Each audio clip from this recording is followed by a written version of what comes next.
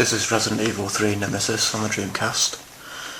It's pretty much exactly the same as Resident Evil 2, except you spend a lot more time outside in this game, and there's quite a few new features as well.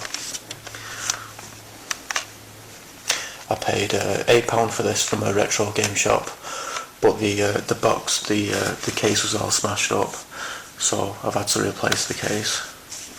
This time around there's only one disc. In Resident Evil 2 there was 2 discs, and it doesn't have the manual, so what I had to do was to, since I don't have a printer, I just I downloaded the PDF file and then just copied it out onto pieces of paper, which unfold. It's not like I'm that anal about not having the manual, it's just so, it's just so I've got the instructions if I need to refer to them.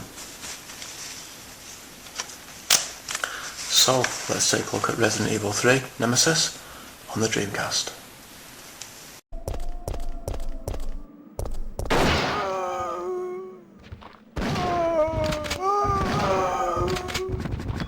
Resident Evil 3 Nemesis was released on the Dreamcast in 2000. You controlled Jill Valentine, who was the main character in the first Resident Evil game.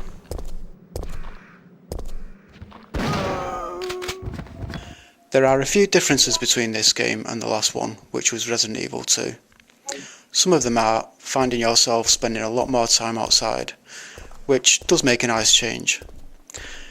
There are explosive barrels which you can use to your advantage, so say if there are a lot of zombies next to one, you can lock onto the barrel by pressing the left trigger, and then when you shoot it, it will cause the barrel to explode, resulting in the zombies being blown to pieces. You can also mix different gunpowders together, creating lots of different ammo, from magnum bullets to grenade flash rounds. There's a really interesting feature called life selection, which happens occasionally throughout the game.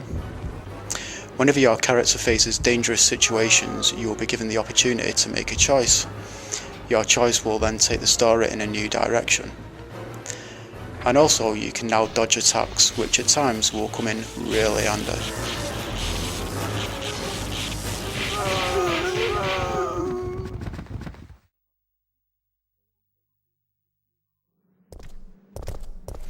You'll find this time around there is plenty of ammo and health pickups too, so you find that you don't have to be so careful about wasting any, like you do in the last game.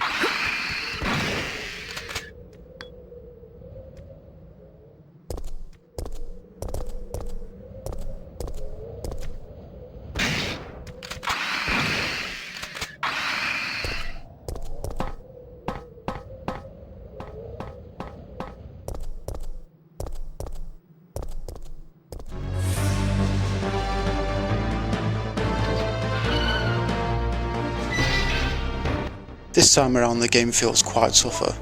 The puzzles are a bit more complex, and you'll occasionally run into the Nemesis himself. That's this guy. He can be quite hard to beat sometimes. He ended up killing me a lot of times when playing through the game.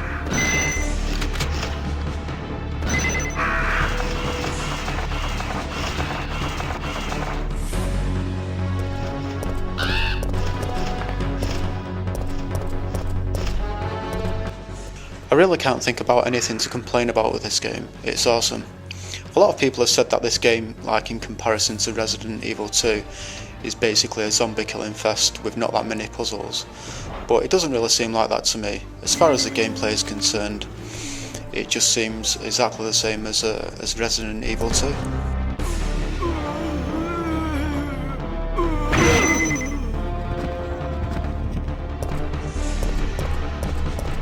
Personally, I prefer Resi 2 over this game. I'm not sure whether I just prefer the feel of the game, or whether it's because it's the first Resident Evil game I played, or both. I think probably the main reason why I prefer Resi 2 over this one is that I just prefer the environments more. But if you like the Resident Evil games, especially the old school ones with the 2D backgrounds, then I'd definitely recommend picking this one up. On eBay it's not that cheap, it usually goes for around £15, And like I said, for my copy I bought it from a retro game shop and I only paid £8. So, Resident Evil 3, awesome game, highly recommended, and I'll see you on the next video. Thanks for watching.